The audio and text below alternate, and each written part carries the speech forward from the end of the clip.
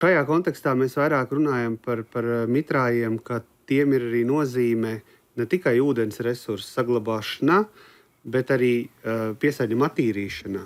Un tas ir ļoti svarīgs aspekts, tāpēc, ka, ja mēs skatāmies uz Latvijas kopējo ūdeņu kvalitāti, tad tieši ekoloģiskā kvalitāte mums ir sliktāka nekā mēs gribētu.